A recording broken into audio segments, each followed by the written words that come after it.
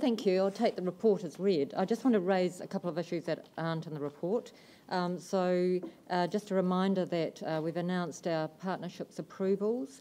So that's a process around having one convenient point of contact for our customers to parts of the council that are involved in determining if a project can proceed, and also about us providing consistent and regular information. So it's really about assisting key projects in terms of navigating all the processes around consents, things such as water supply, dealing with wastewater, trade waste, traffic issues, as well as establishing if there's any land contamination, and guiding customers through the licensing processes such as food and liquor, and getting approval for public use of premises. So it really is a partnership approach that actually helps to navigate and to streamline the approvals processes through the council. It officially starts on 1st of July, but we have been piloting process, got really good feedback and improving the opportunity to further streamline the process. And currently there are about 85 projects at various stages underway. But at the moment it will be focused on the central city, but support development and significant projects also outside the CBD. It's just a reminder about that. The second thing I just want to let you know about is that following some of the submissions and hearings, the staff have been putting together a work day, clean-up day out at New Brighton for this Saturday, along with volunteers. So thanks to Andrew Rutledge and his team and the Parks team. Really looking at cleaning up, weeding, mulching gardens, collecting litter, sweeping footpaths, and providing an event to undertake really a neighbourhood landscape clean-up. So a lot of work's gone into that. A lot of volunteers are supporting the process, including some of the local schools. I think it's just a really good effort by staff in terms of managing a large project like that. They do it from time to time, but it would be a great thing for New Brighton as well. If you take questions. Thank you. Questions? Pauline, Rani. If I may just offer a comment on the first one. Great to see the costs being driven down, and one of my favourite topics, procurement. The end game is, Vicky loves this, whole of life cost savings. So delighted to see those coming through. And over New Brighton too, could we find a way into, there are 3 contracts around that area. So there's the mall, Marine Parade, and then the beach, which actually is Crown, but the responsibilities falls to our park rangers. So is there a way we can have a joined up process over those contracts to really get it sharp? I have taken this question up with staff, but coming out of that clean-up day, could we also have a permanent ongoing intentionality about that?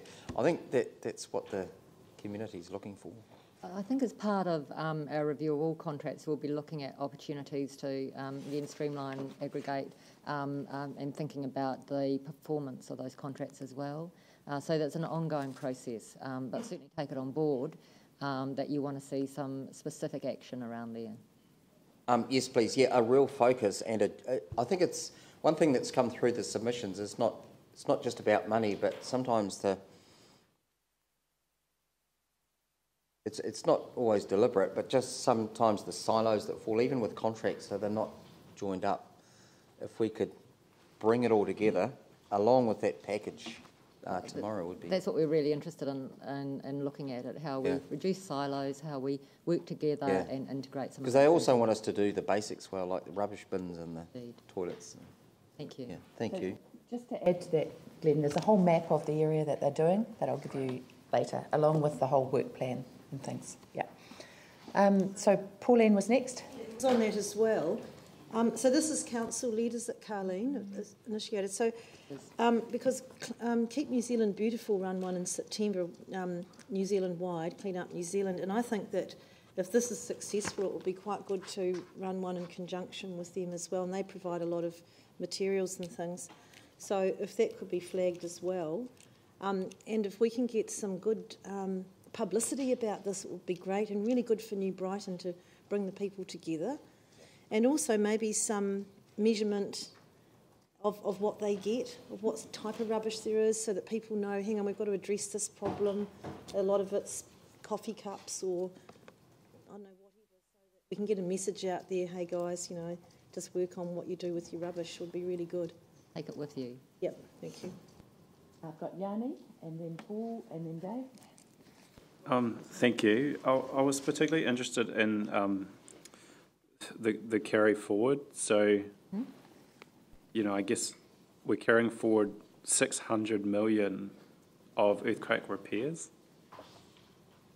Right.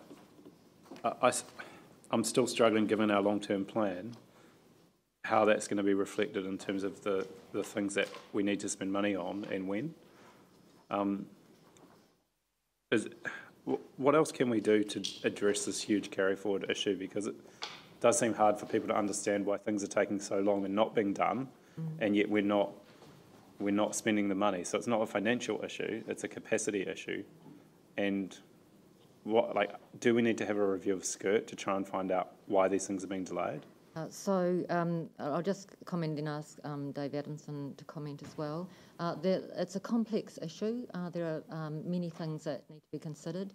I've included in my paper some of the things that we're doing about our capital delivery program and about how we're trying to make sure that we don't waste time, there's good handovers, good decision making, and streamlining that process. Issues around SCIRT are not just around SCIRT, but there are some of it's about the decision making and about allocation of funds. And as the Crown gets to the end of its contribution and looks at how it prioritises those, so those decisions will contribute to how much SCIRT can undertake. There are other areas that contribute to that, such as the Sumner Road corridor, of course, the 110 million, so some of them it's timing. There are also some savings in there from some of the work that's actually happened and has been less costly than we expected. There are also some of the major facilities rebuild where, again, our contribution to Crown or our own facilities becomes a timing issue. So I don't know, Dave, if you've got anything else to add?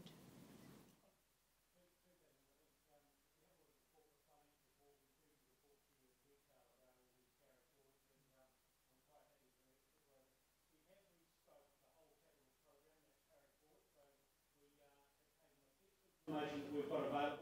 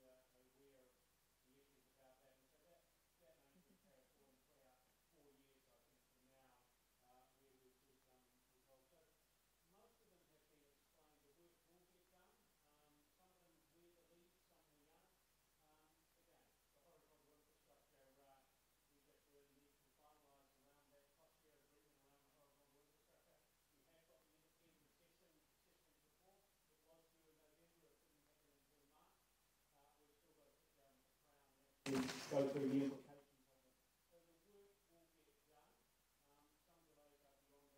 Some delays are beyond our control, some delays aren't. We are putting the pressure on them. So I'm not sure whether you like more detail than that. I can get to the meeting from the report that we've written about. So there are those reports, though, go to Strategy and Finance and the Infrastructure Committee. But certainly that's detailed in Strategy and Finance. Okay, that's fine. So I guess when I look at what we're doing, we've got Great for Christchurch and we've got Fit for the Future. But it seems to me the area where we're spending the most amount of money, or actually ironically where we're not spending the most amount of money that we say we're going to spend, doesn't seem to have any strategic review around the best mechanism of delivery. So it seems to me that there's a bit of a gap But maybe you're doing work on that.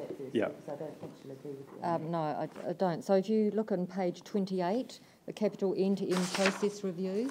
So we're looking at that. We've undertaken a number of projects around sort of quick wins, and there are some longer-term projects there. There are probably, I guess, three things that will happen. So there's our actual delivery internally. So that's the end-to-end process. And thinking about that. Then there's the looking at the way that we do things such as forecast, the program, the optimisation around that. And then there's a third bit around, are we budgeting and forecasting in the right way? Sorry, just to be clear, I'm talking about the skirt 600 million that's been carried forward. So I understand for our own capital projects, I'm talking about the infrastructure repair. Is that part of that capital end-to-end process? Well, it's in terms of how we deliver capital across the organisation. Including skirt? It can include skirt. Does it? There's some work around the transition of skirt.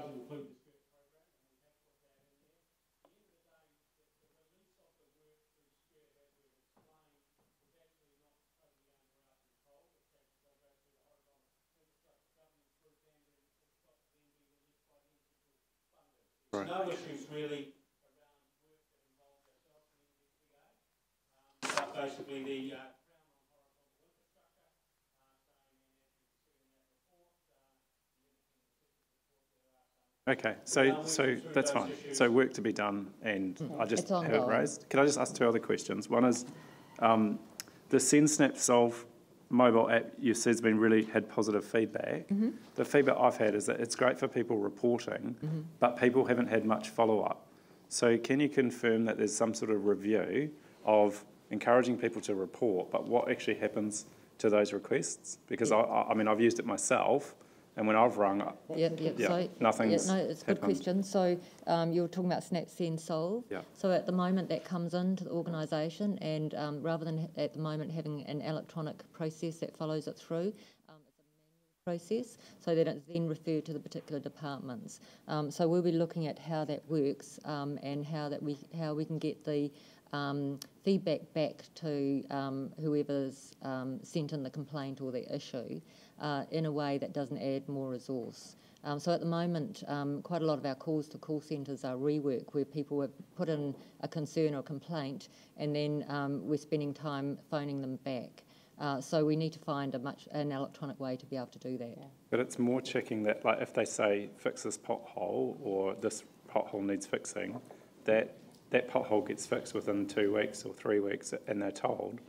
Because at the moment, when you ring up, they say, well, we don't know quite where that's got to, and we have to chase it. So that's what I'm talking about, having an electronic process for that to happen. Okay. It will still be prioritised with all the other work because we have these issues come in different ways, not just in terms of the Snap Send Solve. Yeah, okay. And the final question, is just through the long-term plan, we've had a number of people raise concern around understanding where their streets will be repaired or not. Mm-hmm. Given that we've now had the horizontal infrastructure review, I presume there's a public optimisation list that's available that we can tell people now, what are the skirt projects that are happening in the repair projects, and what are the projects that'll be, going to be done in 30 years, like as we've agreed through our long-term plan. So when can we present that information to the community so that they can get some visibility? That's the question. Yeah, it's because people want to know that.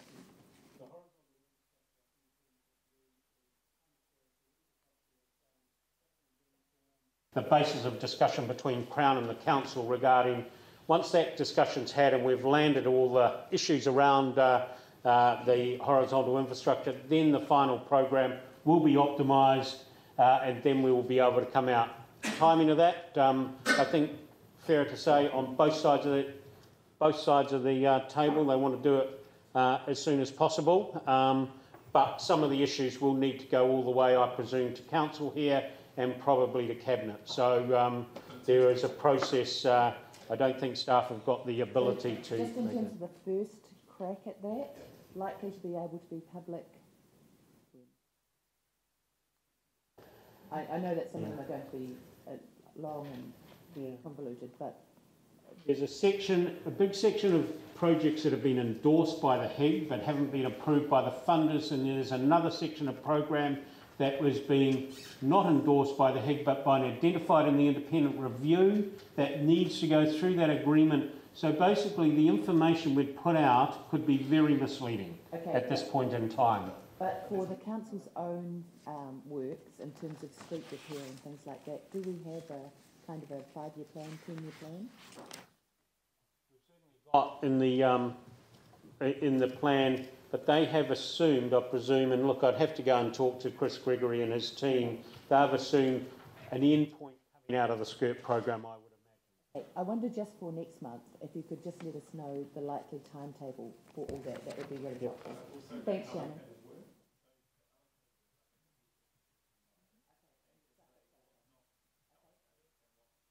Okay. Right, Paul. First of all, I just want to say that's an excellent report. The reports seem to be getting more informative and easy to read, and that's really, really good. And I was actually surprised to see out of the 46,000 phone calls that our contact service centre actually received, and the 1,900 emails, there were only 5 complaints about staff. But the question being is actually, are those complaints about staff from the same people, about the same people? No, often not. So sometimes they're about decisions that have been made that people are unhappy about. Sometimes it's the way that something's been communicated. So we deal with each one of those at the time. But because we have such a wide variety of areas that people contact, then there are inevitably going to be different people.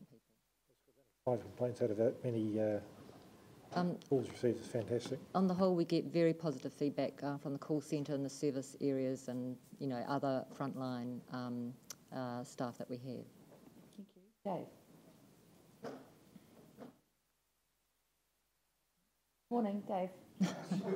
Sorry, I was just studying what I was going to say. Meditating, yeah. Is it formed now? It is, yes. Thank you. Look, I'd like to just reinforce a few other comments around the table about the quality of the report we're getting. It's more expansive and more informative and very good. I'd just like to reinforce a couple of points. One that Glenn made earlier about New Brighton levels of service. It's been my experience that, as has been indicated, that there are 2 or 3 contractors in the area, and quite often one contractor is noticing something and it's not being fed to the others, and so a more cojoined policy on how we deal with those sort of things would be appreciated.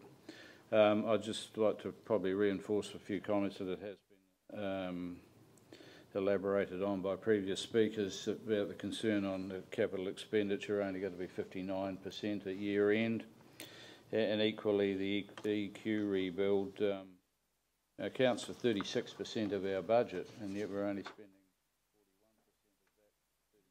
41% of that 36%. So that's quite a substantial impact on our position going forward, and I would sort of appreciate in future reporting some progress on how we are dealing with those 2 matters particularly. A subject that's sort of become a little bit dear to my heart with other organisations I'm involved with is health and safety, which I've raised before, and I'm particularly interested in on page 27, where we talk about types of accidents in May, and we list verbal abuse as being a health and safety criteria, and I'd be quite interested in sort of knowing how much that particular aspect is being a factor in our reporting on health and safety. Is it a major issue for us, or? It's not a, in terms of numbers, a major issue, but it's a concerning issue because, if you like, emotional or mental injury is just as severe as... Is this internal, or say with parking enforcement officers, is it a big issue with them, for example? It potentially could be. I haven't got specific numbers, but those sorts of areas, other areas where even in the way that sometimes emails are written, from external people, potentially internally as well. But abuse of all sorts is something that we can't tolerate. And so something that we need to look at and protect sort our of staff. interested in seeing how that one pans out a bit as we go forward. And lastly, just a comment, I suppose, on page 28. We list the 4 strategic priorities for the organisation. In the first bullet point, we talk about we expect to serve the citizens of Christchurch and Banks Peninsula.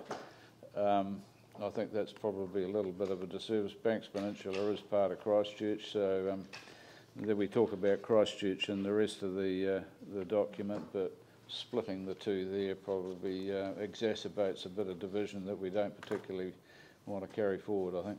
Sure, it's really from feedback that sometimes people in the Banks Peninsula feel that they're not noticed as part of Christchurch. But I take your point. Okay. Thank you. Thank you.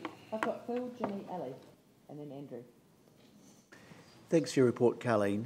And I was very interested to hear your comments in relation to Dave's question around verbal abuse. I just wanted to ask you about the, it's on page 29, with the draft executive leadership team plan. And I'm really pleased to see that, and pleased that, you know, that's come to us as councillors. I'm just wondering, is there, have you got in mind anything, a way perhaps that the ELT plan can be really like joined up with council's governance? That's a very good point. So the role of this is it then gets cascaded down through all staff performance and development requirements, and that staff determine how they, either individually or in their teams, contribute to achieving these particular strategies. So I haven't thought about then what that means in terms of our governance arm, but certainly I wouldn't expect that any of these would conflict with anything that you're trying to achieve either. They wouldn't, Carleen. And can I just sort of add to that too? It's just a thought really that I'm really impressed to see this, and I'm just wondering if a way that in fact we can help the council kind of like achieve its vision, the visions and the strategic priorities, is if as councillors we meet with the ELT to discuss the plan. Would that be possible, and could that be arranged? I'm sure other councillors would be interested in that. Yes, sir. If I can just comment on the mechanics of it as well. You'll notice that capital program,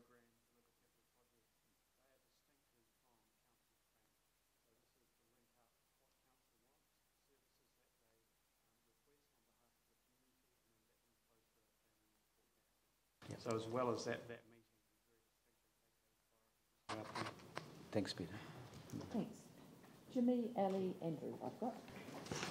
One question on page 24 regarding the issue of complaint. And we review this information.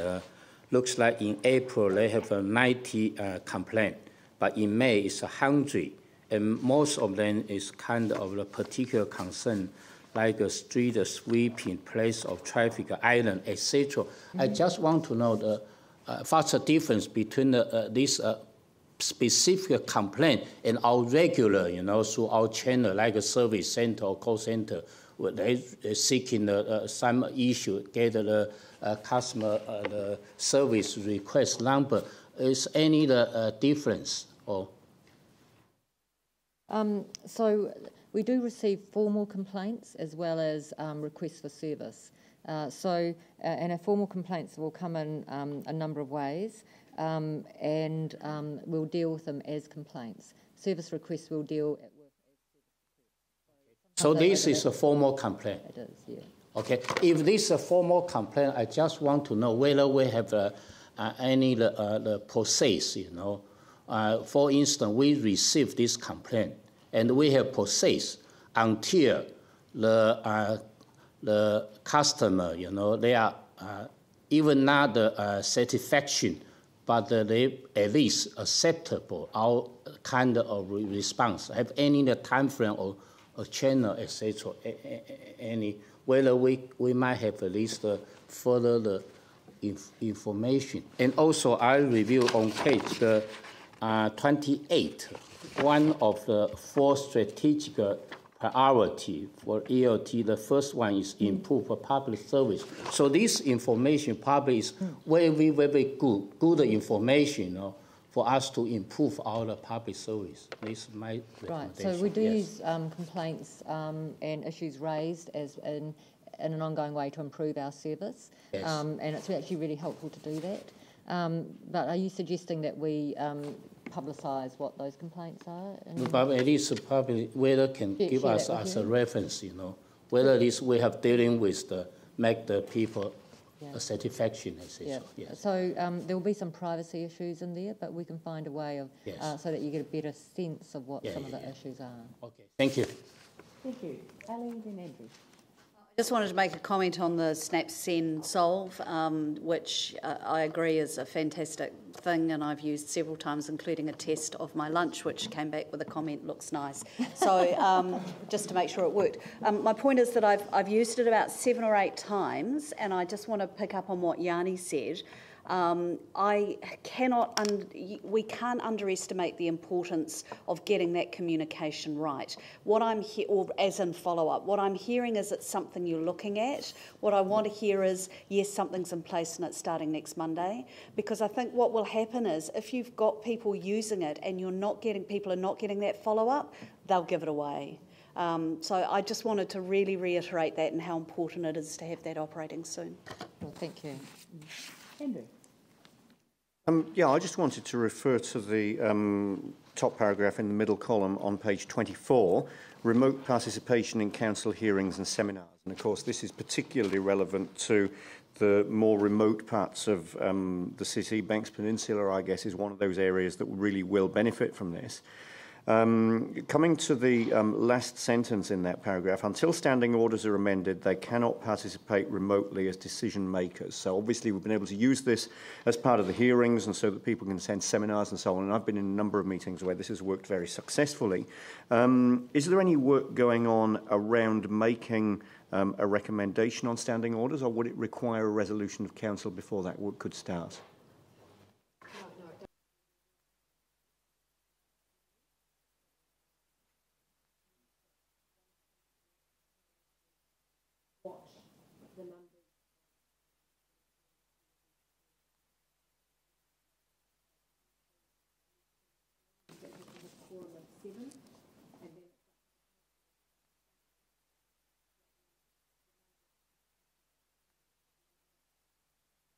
Be able to use